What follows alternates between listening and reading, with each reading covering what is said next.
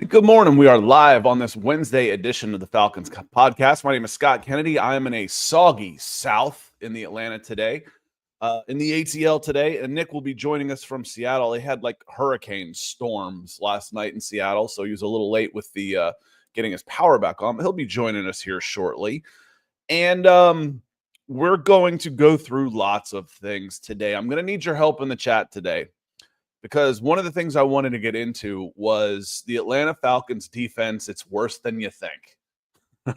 As hard as that is to believe, you're going through the numbers and they're just mind-boggling. I mean, some of this stuff, if I was working in analytics at the Atlanta Falcons at Flowery Branch, I would be losing my mind on some of this stuff. I'm like, look, this stuff it's so obvious. Why do you keep doing the same things? So I want to get into a few of those numbers that are just like 1 + 1 = 2. You know, this is a stuff you cannot keep playing this style of defense. It's not working. We've got 11 games. I want to get into some of those numbers. But before I go into that dark path, too negative, I want to talk to y'all. I want y'all to hear what y'all have to say. We'll get into some of the players coming back from injuries. We'll touch a little bit on the Chargers. That's next week though. First off, I want to say hello to some of the folks that have come in nice and early on the chat. And one of the reasons we won't talk about the Chargers is because it is a bye week. A much needed bye week. John Harrell comes in. He says, if this team comes out of the bye and the defense plays the same way as it has all season, we're done.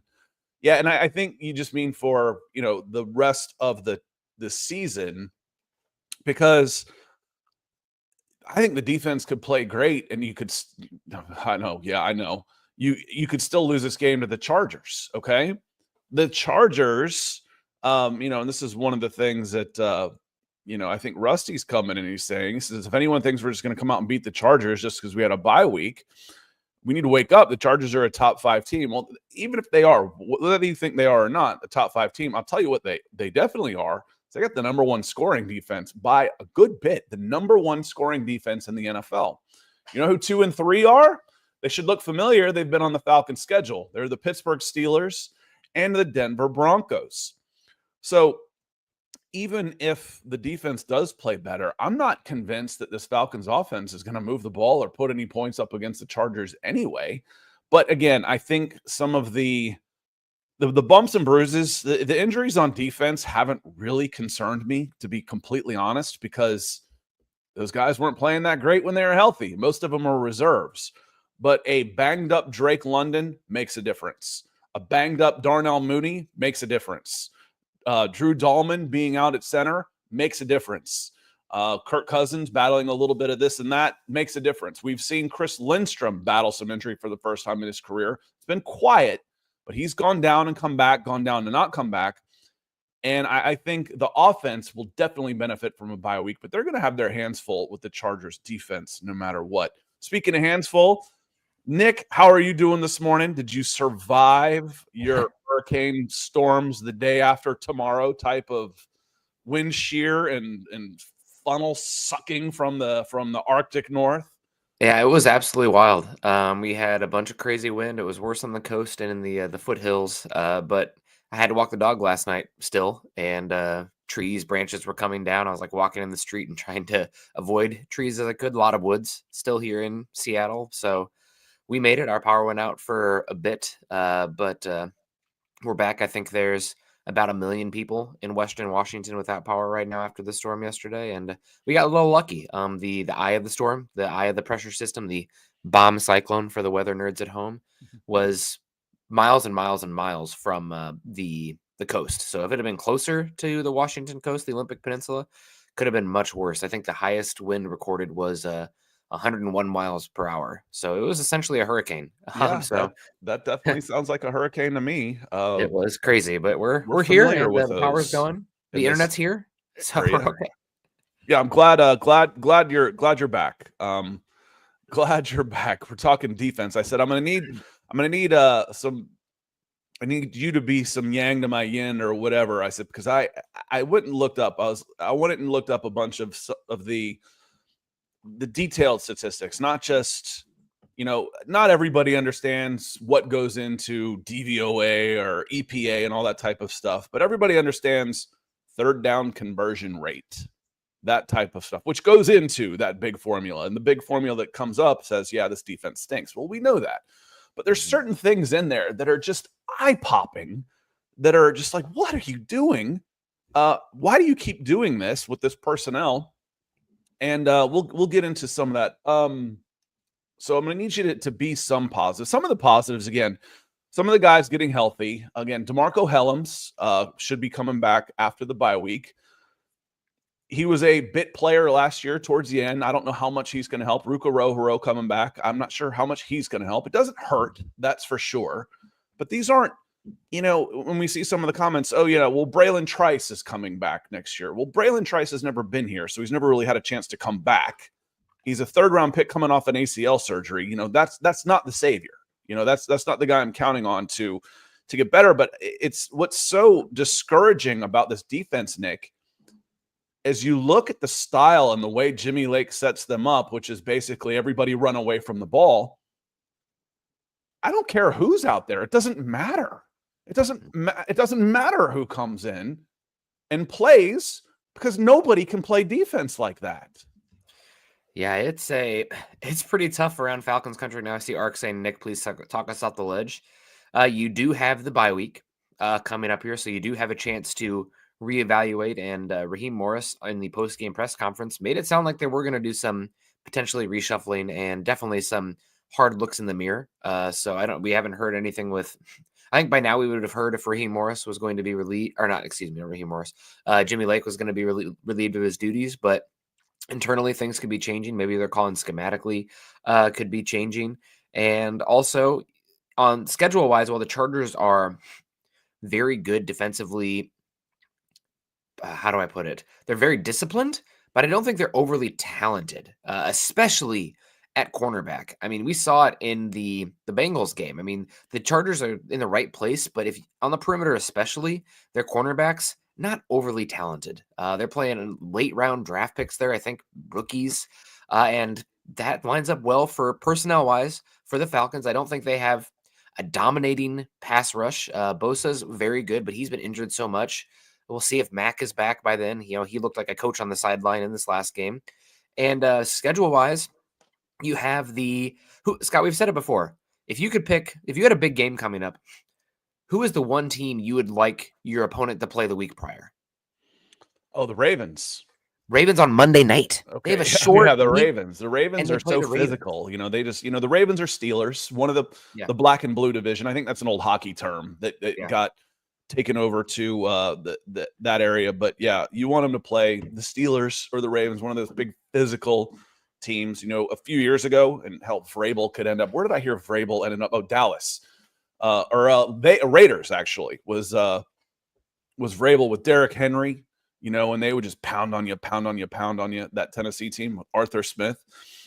But yeah, that's good and all. Right now, it's probably the Lions. Honestly, it's probably the Lions, but the Ravens we talked about earlier. Yeah. And the defense isn't banging you up. And again, when I start thinking about injuries, the injuries on offense have concerned me more about the Falcons than the defense, because I'm like, I'm not giving up, because it's like, okay, there's some adjustments that can be made that would improve this defense dramatically. You're not making any. In fact, you adjusted the wrong way. You went more backwards instead of, it's like, okay, everything is being thrown underneath and they're getting first downs and we're giving up long drives. I've got stats for that, by the way, to prove that. It's not just the eye test. There's numbers that go with it that prove what you see is what you're actually seeing. But we're going to face the Denver Broncos, and we're going to go more backwards. We're going to give them more space underneath. It's insanity, man. And as Edward Brown says, he says, our sack total is a joke. Tampa has a favorable schedule. Wouldn't be surprised if they overtook the Falcons and won the division. Yeah, I think Kevin Knight, the Falcoholic, was posting, looked at it first. So I'm just going to quote him and hope he was right. I think 3-3 for the Falcons means the Buccaneers would have to go like 6-1 down the stretch. But, as I'm seeing over here, someone says, it might be Jimmy Ragsdale saying, is it the playoffs? It was Brian Friedman. Good to see you, Brian. He says, playoffs, shoot, I just want to win another game.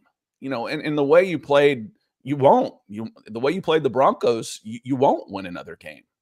And again, it discourages the offense when your defense is playing that soft. And again, your defensive players get discouraged. Those guys you don't make the NFL by playing passively, by backing up. You're in attack mode. If you've watched any football in your life, you've heard somebody say, oh, you flip the switch, especially defenders. You flip the switch and you come on. Oh, he's the nicest guy off the field, but on the field, it's a different thing. To take that out of them, it just sucks the life out of your defensive players, and we see it, Nick. Yeah, I think it's coaching and personnel up front. I think you don't really have many total difference makers on the defensive line and the front seven. And you're calling. I know that I got pushed back in here a little bit in the chat when I mentioned, Hughes, Alford, the cornerbacks not named Terrell being question marks. Mm-hmm. And I think if you trusted those guys completely, you'd be a little bit more aggressive with your coverage. Some of their numbers, I think, look good because the defense is so passive up front. Now, granted, it's a rush and cover league. Is it all the pass rush? Is it all the coverage? I mean, it's a positive feedback loop of negativity on that end. So, but I do think that there's something to be said for, Hughes and Alford and whoever you have out there besides Terrell not being a guy. And that's another area you could look at. Fortunately, Falcons fans, and you guys I do think the Falcons will obviously make the playoffs. You have a 75% probability right now, according to NFL.com. Buccaneers are there. I really like what the Buccaneers are doing offensive coaching wise, but the Buccaneers defense stinks too, guys. They're not very good either. They are ranked. Yeah, the Falcons are 28th in EPA per play. The Falcons and the Buccaneers are 29th, and the Carolina Panthers are 30th. So goodness gracious. And the Saints aren't far away from that either. They might be 31. Saints are 17 because they had some really good games early. Okay, yeah, they've moved up, but they're the look Saints like defense when they have Derek Carr. Yeah. The Saints defense hasn't been a whole lot better either. But yes, the sack total is 10. You're still 2 behind Panthers, and you've played one more game. And the Panthers are a disaster. This is supposed to be a total. I honestly, I won't say never, but the 18 sack season a few years ago, was that 2021, seemed like such an anomaly. They were more than 10 below the next lowest team. It's like you could sign a 10 sack guy and still finish last. That's how bad the pass rush was in 2021. It's worse this year. It's worse. You talk about, okay, D. Alford, he's okay in the nickel. Hughes, they're okay, but Terrell, Bates, and Simmons are supposed to be dudes. If I've got 3 out of 5 of my secondary that are plus guys, Pro Bowls with some All Pros next to their names, brother, I should be pretty good in the secondary. There aren't too many teams that can say that. I can pick on a few guys, but I can roll some guys over, and frankly, I can hide some guys with a little extra pressure here and there. Why, if I have questions in coverage, do I make them cover longer? By not pressuring the quarterback, by rushing 4 or less every time. You're just trying to limit explosives. I guess I understand the thought process, but we have enough evidence now to say it's not working. Yep. Right. So it's going into it. I think, halfway they're going to have to change some things up. You have another team that's not really great so there's two streamlines of thought here, Scott. You have obviously the Falcons were super passive, a lot of 2 deep safety shells up front, blah, blah, blah. And to protect your secondary, you don't have great pass rush. And then you also have the Vikings, who play cover 0 more than anybody in the NFL. They're really weird because they'll blitz the highest number, or they'll drop 8 into coverage. They don't really do 4 or 5 that often. A little bit more than last year, but it's wild to see. And their thought is, we don't have great cornerbacks, kind of like you're talking about, Scott. So why not make them only have to cover for 2 seconds? 2.5 seconds. We'll send the blitz there, and we'll be a little bit exotic with that. Now, I mean, you're asking Lake to do something that he hasn't done so much in his career, be the heavy blitz guy like Brian Flores out there with the Vikings. But I mean, at this point, you got Ellis. He's a chess piece. Your edges are hybrid guys as well, for the most part. Switch it up a little bit, play those guys up front, be a little bit more aggressive with Bates coming down and playing in the box. I think that it does call for, you have the bye week again. You can't completely change things, but you can turn the dials some areas. So that's what I'd be looking for this team. And Scott, I do want to I sent you a Real graphic quick, I want to yesterday. help you with your Vikings stuff. You know what else has obviously the Vikings with all that pressure they get sacked. You know what else they get? Interceptions. Interceptions. They lead the NFL in interceptions with 16. Yeah, it's high risk, high reward, and it's working for them. And again, this is no reward. Whatever you're doing, it's not even low. It is high risk because you're like, okay, I'm gonna risk that they're going to make a mistake, but I get no reward out of it. I got some numbers to back all that stuff up. Go ahead, Nick. I just was gonna say I sent you a graphic yesterday as well that I'd like to bring up because I know we're piling on the defense, but there's honestly a unit on the team that might be even worse than the defense, Scott. No, I'm not going. I'll I know where you're going with that, and I'll bring that up. I think this honestly is more about Younghoe Koo. It's also the punting. The punt It's return has been poor. Yeah. The punt return coverage has been poor. Yes. Oh, you know who's not poor? Us now, because we got Michael Ronquillo coming in. Gosh. This is what we were looking at, y'all. This is special teams and turnover contribution. So it's and turnover contribution. Going up the top is total points gained through turnovers, which has been pretty good. But according to PFF, the special teams unit as a collective for the Atlanta Falcons has been the worst in the NFL. I mean, you can't live that way when your defense is, what did we say? They were bottom 5 in the NFL, definitely bottom 10 right now after these recent games. A lot of it is Younghoe Koo struggling, but it's not just that. It's the coverage units, Scott. They've not been good. I mean, we talked about it leading up to the Saints game. The Falcons, we got your Excel sheet going on here. The 6th worst punt coverage. Here it is, Nick. Okay, there's the 2 of them. Here's my numbers. I went through a bunch of them. Forgot that was showing. Glad it wasn't anything else. Yeah, got the 6th worst punt coverage unit, and they're the only team in the NFL that has 100% field goals against. So that's part of it too. Yeah, and we talked about it leading up to the Saints game. Sumer Sports is down. I just messaged them because they had this is the only place I know where I can find this data for free because everything's behind a paywall now. So, but the Falcons were, I believe, 32nd in the NFL in net starting field position. So your return game is not getting you. Some of that's the defense and the offense as well because it's all complementary. But you're not really flipping the field with the kick game, whether it be returns or the punts right now. So your net starting field position being 32nd. I saw somebody in here saying the offense isn't very good either. The offense has the worst average starting field position. They have to go an extra 10, 15 yards every game. I mean, that's when you talk about how many possessions in a game, Scott, 12 possessions, you're talking an extra 100 yards, a game. That's crazy. So that's it's an underlying issue for the Falcons because the defense is hemorrhaging right now. It's not really being talked about, but like you cannot look at this team and the data and be like, wow, well, at least we got this done. Like you're losing the hidden yardage battle emphatically, and that makes a difference when your defense is as poor as this Falcons team has been. Yeah, the offense is put in one of the worst spots of any team in the NFL to start. Michael Ronquillo, thank you so much coming in. He says, "Good morning, Scott and Nick on the Falcons podcast." Thank you, sir. Wednesday before Thanksgiving. We will be here next Wednesday. I'll be here next Wednesday for the Falcons podcast. I won't hold Nick to that, depending on what he's up to. So we'll go on regular schedule next week. So I'll get another chance to say happy Thanksgiving. But Michael, thank you for helping to take care of us. I hope you were doing well out in Arizona, and I know you are enjoying the results and watching your Denver Broncos, and coming here and watching and supporting us means a lot. So thank you, sir. Real quick. Then I want to get to Chris. I'll come back to you, Chris, because I need to get back to my Lion Coffee. We're talking about powering the Falcons podcast. Michael Ronquillo does that. Lion Coffee also does that. Nick, this was the first time we talked about the Lion Mane. I broke it open. Had my first sip on air. I pour this right when we go live, and I let it cool down a little bit. First sip on air. It's good. It's still really good as expected. But with the Lion Mane, it's got some mushroom extract in it, which sounds kind of weird.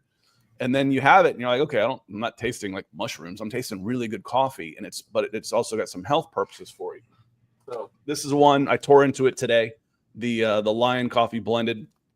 If you go to lioncoffee.com and use our code, so lioncoffee.com, use our code GoFalcons20, you'll get 20% off any order you make from their site. And it's not just coffee. They've got teas, they've got chocolates, nuts, some merch, that kind of stuff. And anything but full cases are 100% Kona. And with the holidays coming up, you little stocking stuffers. Well, with the singles, I got some macadamia nut here and the original Lion here. So big thanks to Lion Coffee for helping to power the Falcons podcast. Yeah, Lion's Mane is considered to be pretty damn impressive. May improve cognitive function, digestive health, depression, anxiety, decrease diabetes risk. It might help with ulcers. There's some stomach lining studies out there, and nerve stuff as well. So, I mean, obviously, not every single thing is going to work for every single person. No, but that sounds a hell of a lot better than the finish of any medicine commercial you see on TV where they run through all the things it's going to do bad for you. Oh, give me some of that. My hair's going to fall out. Yeah, that's bad stuff. But yeah, Chris, thank you for being patient, my friend. He says, this defense will be the sole blame for not winning the division. I'm just sick of the soft zone.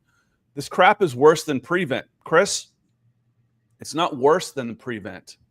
It is the prevent. It is the prevent defense. It's we don't mind if you score as long as you take your time doing it. That's this offense. Some of the stats I have up on here. The Falcons rank 32nd in completion percentage. Okay? So, and that includes, the Cooper Rushes of the world. Derek Carr's not he's a downfield guy. Baker Mayfield's a high risk type of thrower. Andy Dalton out there, and they're worse. It's 71%. 71%. All right. Here's the one that's going to be interesting for you. This is the one that drives you kind of crazy. Like, dude, what are you doing? Where do the Falcons rank in yards per completion against? Okay. The throws against, the completion, every completion they get, yards per completion, where do they rank in the NFL? I'm going to go lower is better. So I'm not giving up big plays. Each completion, if I'm giving up 30 yards completion, I'm in trouble. Where do they rank on yards per completion?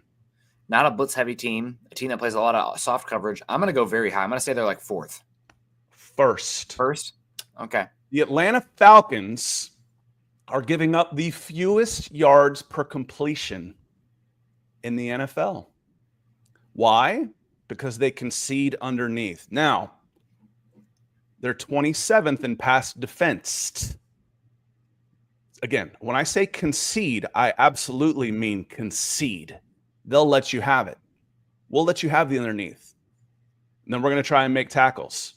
Their average depth of target is tied for the second lowest. Yards per completion, they're just dinking and dunking underneath. Now, yards after the catch. Where are yards after the catch on these completions that are, completed underneath? I'll go 30th. 28th. Okay. Yep. It just makes sense with how they're playing. I mean, how they employ defense. I'm playing backwards. I'm on my back foot. I'm playing backwards on this. So we're going to let you have what's underneath. Now, let me see. In percentage of drives ending in scores, 30th. I would say I'd be curious to see what it is for touchdowns. If you have that, because like the bend don't break, in theory, you're okay giving up the field goals. But if you're giving up touchdowns, which the Falcons were against the Broncos, 4 for 4 in the red zone. And that's where one of their saving graces was, okay, the Falcons are scoring and they're staying in it, and they were middle of the pack. Like every defensive statistic in the world was awful, except they were middle of the pack of red zone percentage. Yeah. So they're giving up field goals, but the Broncos started putting up touchdowns. And if I'm going to bend and break, then that's not going to work. They're 22nd. After the Broncos game, they moved to 22nd in red zone percentage at 61.1. They are 31st in number of plays against per drive. We talk about 3 and outs being killers. The average play per drive for Falcons opposition is 6.7. 6.7. And getting back, let's throw it back to the beginning about field position and what you have to do as an offense when you're getting the ball back. They are 29th in yards per drive against. So they are 30th. They are 31st in how many plays the other team runs against them per drive, and they are 30th in how many yards that team gains. I've lost the field position battle right there. So we talk about this offense sucks, and I say it's all cyclical. If I'm starting on in my own territory, deeper than any other team in the NFL, my average starting position is deeper than any team in the NFL is an offense, because a good drive is 30 yards and a punt, and they're pinning me down inside the 10. But half the drives end in scores. Not good enough, obviously. That's not good enough. And, when you're this bad on defense and special teams, it's hard to – the offense has to be perfect, right? Like they can't have a turnover. They can't have a 3-and-out, because the Lord knows when they're going to have the ball back again, right? It's even hard. This makes me even more impressed with the offense on the season. Honestly, I know that if you take away the Tampa games, they're not as good, but you can do that for every team. If you take the Broncos game again against the Falcons, right? They're not as good on offense. Yep. Shoulda, coulda, woulda. But the fact that the offense, they're not taking the ball away. The Falcons are not. They're not getting 3-and-outs. They're giving up long drives, so the Falcons don't have a lot of time to possess the football, and they have to go out there and come off the bench ice cold. It's pretty tough for them. And I do have some more data on the defense, Scott, just to kind of dig in here, because it does match the eye test. The Falcons are one of the worst teams in the NFL in EPA per rush. On first and second down, they are 29th in the league. So teams are able to consistently get it to third and short. And then with that, the pass game opens up on third down. Falcons being 28th on EPA per pass on third down. So it's not just that the pass rush is not very good, Scott, which it's not, but the Falcons are not eating their vegetables on early downs to get those obvious pass rush situations. Like we talk about, being a little bit more aggressive, being exotic. You can't really be exotic on 3rd and 2 consistently. You got to get it 3rd and 6, 3rd and 7. And why is that, Nick? I've got 8 defensive linemen, and 8 interior defensive linemen. That's the deepest part of my team. What formation am I going out there on first down? Ask that again. I don't quite understand what you're asking. All right. So, like, what formation am I? What's the base package on 1st and 10 that Jimmy Lake sends out there? A 2-4. A 2-4-5. Yeah. Yep. Who in the hell, outside of air raids against Texas Tech and Mike Leach, may he rest in peace, runs a 2-4? People are like, oh, this is the 4-man front. You can't call it a 4-man front if you're going to call outside linebackers part of a 3-4 when those guys are there. If I'm removing a defensive lineman and those guys are still there, it's a 2-4 now. It's a 2-4. Ryan Nielsen, and I'm not hailing him as a savior, but he was at least adept enough to understand I don't have good edge rushers. So why am I going to put 2 on the field? The Falcons, we said at the beginning of the season, the deepest part of this team is probably the defensive line. And then they go out and draft five more, 5 more defensive linemen, making it even more deep. So what do? We take one of those guys off the field. Now we're only running 2. Now TQ's out. He's in a rotation now. He's injured anyway. Zach Harrison has become he's gone. Rukaroro couldn't even get on the field at all for a while, so I didn't even get to use that rookie. We already know we're not using anybody else. And you're counting on Matthew Judon, Arnold Ebiketie, Lorenzo Carter, guys that you can't count on. It's madness, Nick. It's madness. You're running a scheme that you can't win with anyway, and then you're weakening your team. Yeah. So, we have questions at cornerback and defensive back. And Nick, okay, and I'll pass this over. I mentioned the hubris of coaches. We don't need to fix this part. We'll coach them up. We don't need to bring in new players. We're good. 3 defensive backs coaches on this team: Raheem Moore, Jerry Gray, Jimmy Lake. Didn't address the defensive backfield until August, until the end when they get Justin Simmons. Instead of one of the biggest questions coming into this season, Nick, was who's going to be cornerback 2? Well, now we're going to just put 3 corners out there. We're going to take a defensive lineman off from the deepest part of our team, and we're going to put another defensive back out there, which was one of our biggest questions coming in, was safety 2 and cornerback 2. It's madness. It's absolute madness. The general manager and the coaching staff are way, way, way apart on this. I do have some solace for the Falcons fans in here, though. The upcoming draft is going to be absolutely horrific. Offensive line, wide receiver, quarterback wise, not areas that the Falcons really need to address. I mean, we'll see about offensive tackle. When has need ever made a difference? That's true. That's true. But this is one where, it does feel like you're going to line up potentially here. And this is going to be a very good, it's a great running back and tight end class, but it's also a very good defensive line and cornerback class. So you're going to have a chance. Every single mock simulator done right now, there's an edge rusher that I think is the best value on the board when it comes to the Falcons. So we're going to have plenty of time to talk about that. Obviously, it's just the end of, oh my God, Scott, it's almost the end of November here.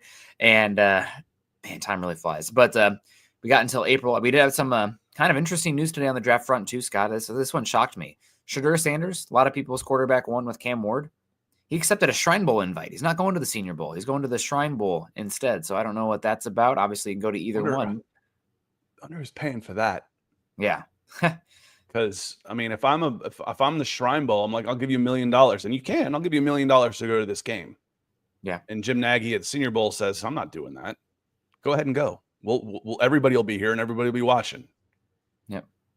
I thought that as well. Also, I thought maybe there was something to, I don't know if his brother is eligible, but maybe the Senior Bowl is not interested in Shiloh, but the Shrine Bowl would throw him a bone and bring Shiloh with too. It's in Texas too. That makes a difference. So it's not in Vegas this year. I think it was in Vegas Frisco. last year.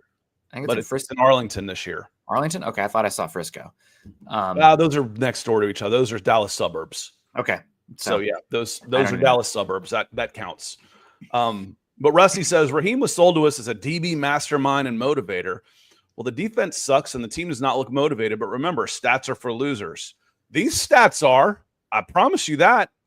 These stats are definitely for losers. Again, pass defense. They're 27th in pass defense, meaning we're not breaking up any passes because they're not close enough to anybody to break up any passes. I looked up and again, when I start, I like to try and come up with a picture when I'm doing these podcasts, like who's going to be on my cover? Who can I blame for the defense being this poor? Is there a scapegoat out here for, the team, all the defensive lines underperforming? Like, not really. The entire unit. And this is what I said on Monday. Matthew Judon and Justin Simmons have been busts. Well, the whole defense has been a bust. It's not just them. I can't put this on them.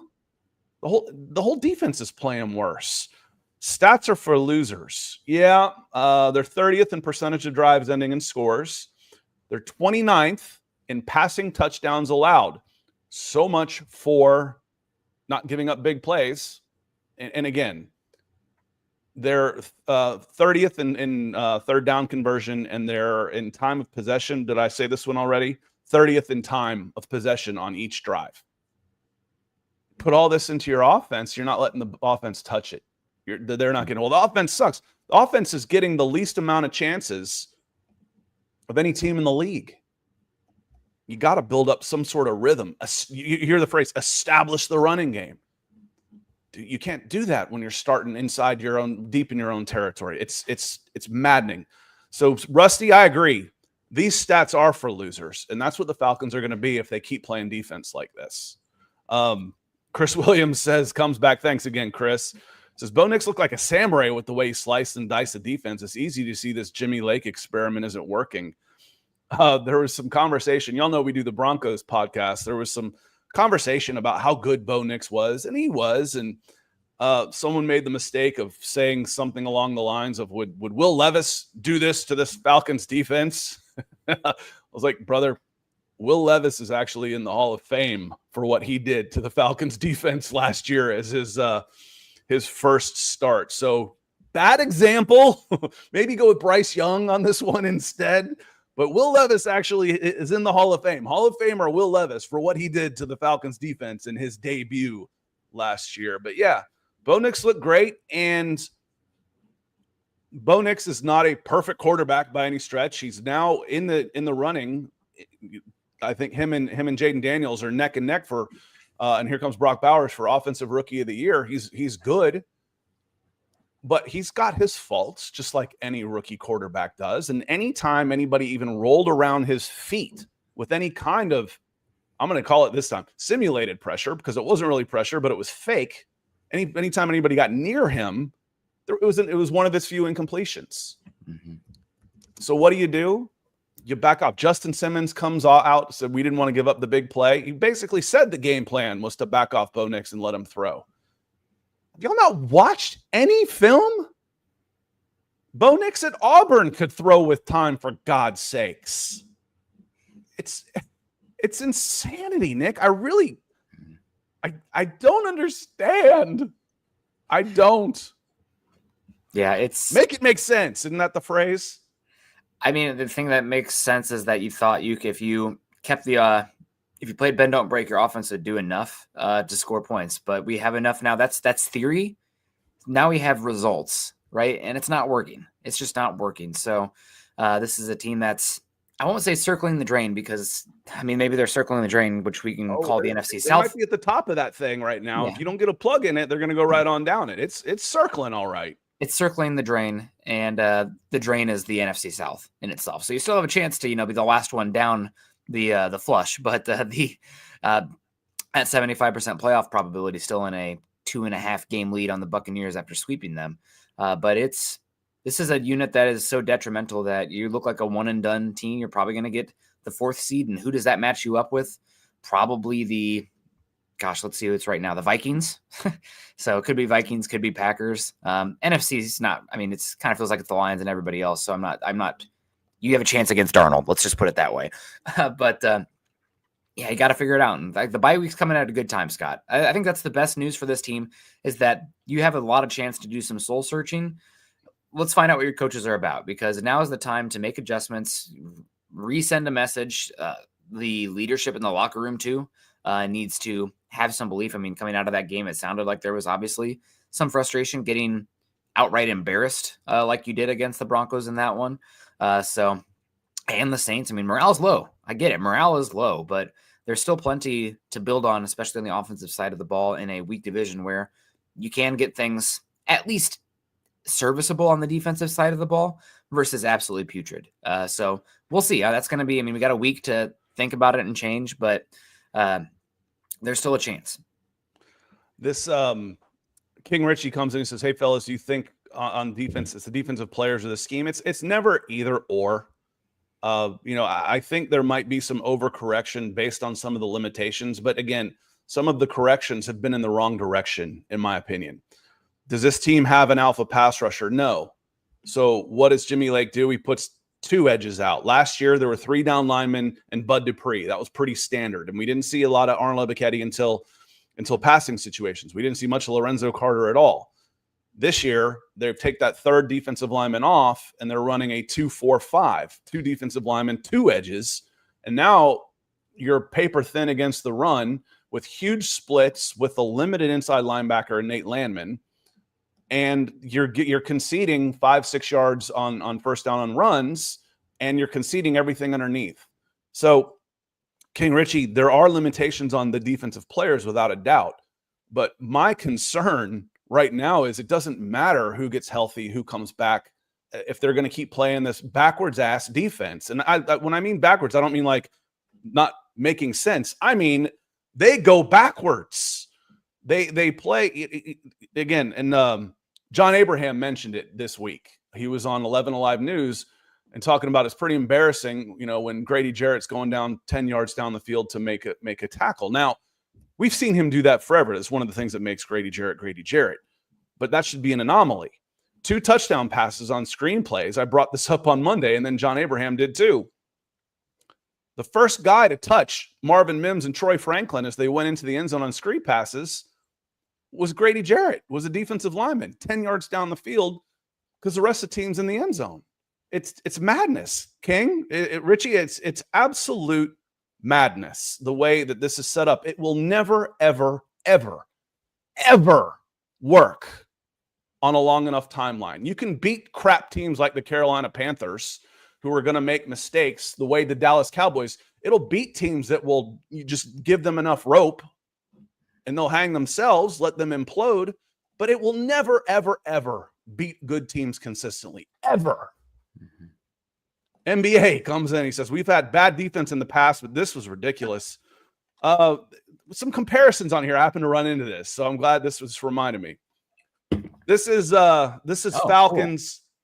Cool. What's the bottom one? Offensive EPA per play, and then defensive EPA per play. So the farther right, the better the offense. The higher, the better the defense. Now, you won't be able to see the numbers on this too much, but 2016, that was a pretty good offense, crap defense. Went on a heater in the playoffs until about the third quarter of the Super Bowl, and that's how they ended up getting there, because that wasn't a good defense, but by God, the last 5 games they played pretty good. And then right now, 2024 is down here. So in like the last, I don't know how many Falcons are up there, 14, 15, I think last 15 years, this is statistically considered tied for the third worst defense that we've seen in the last 15 years. And not only have we seen some bad defenses, we've seen some really depleted defenses. And then they're about middle of the pack on offense right now, which feels about right.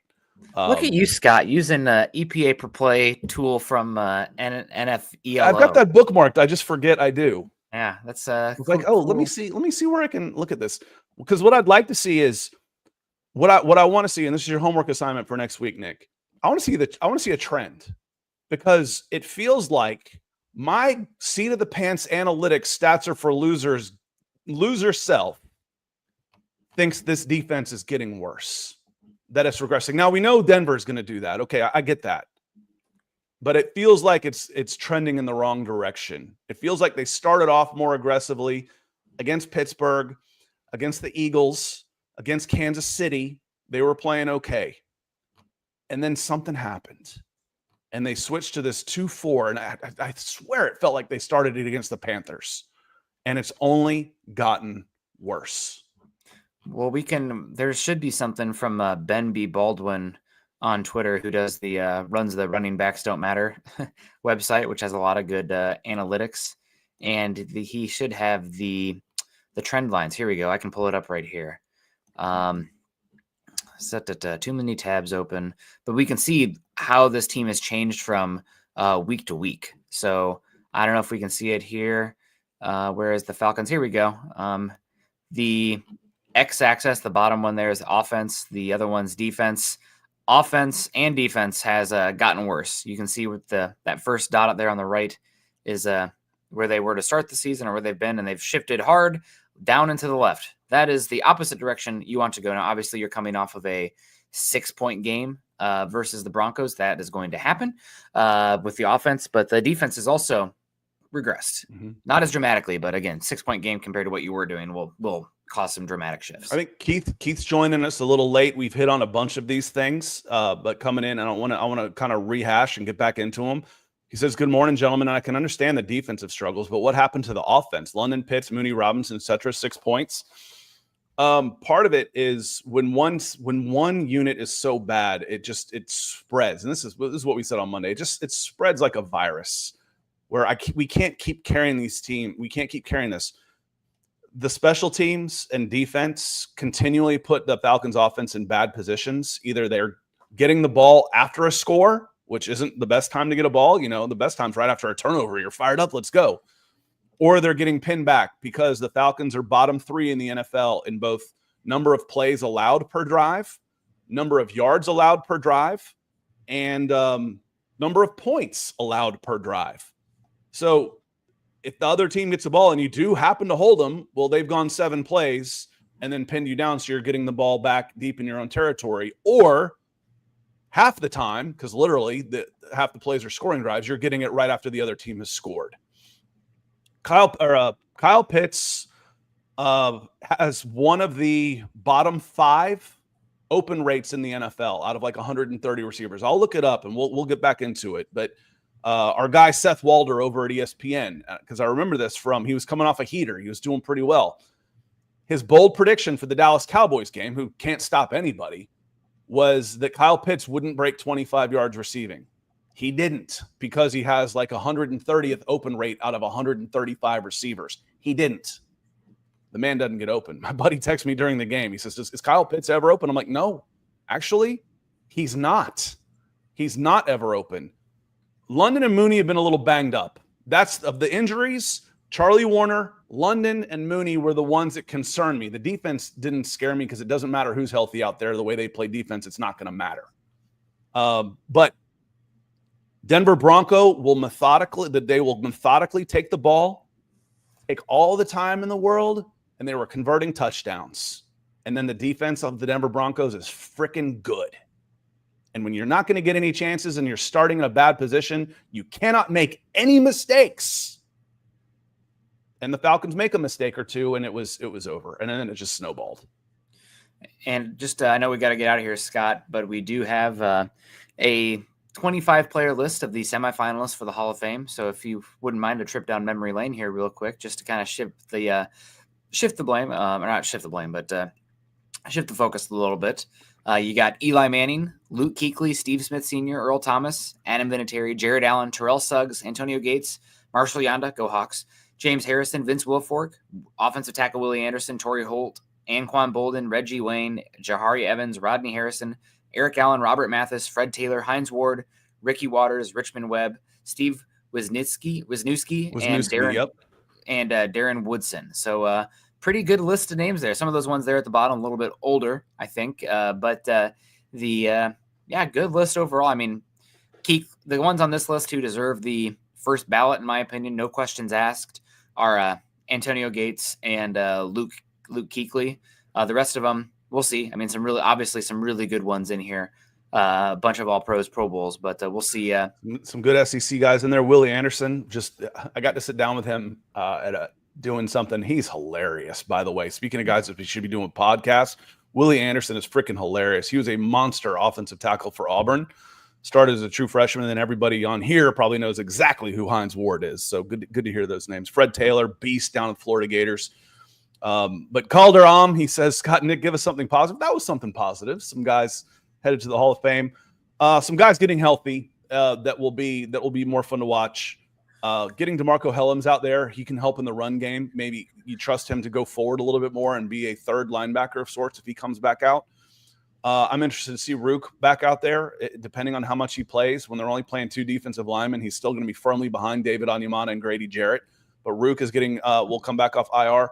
Drew Dahlman was active, but in 2 weeks, starting center should be back. And then London has been battling that hip pointer against, I think that was against Dallas, or was that Buccaneers? Either way, he had that hip pointer that's been tweaking him the last couple of weeks. He should be better, and Darnell Mooney, resting that hamstring, should be better as well. I believe in this offense, as far as across 17 games, is going to be productive. The defense, I have zero faith in. Zero. I started off, watching this ridiculous cloud backwards, back pedal, go sideways defense, and said, let's see how he adjusts. It's going to work against the Panthers. That's fine. It'll work against the Cowboys. That's fine. Let's see how you adjust against teams that aren't going to implode.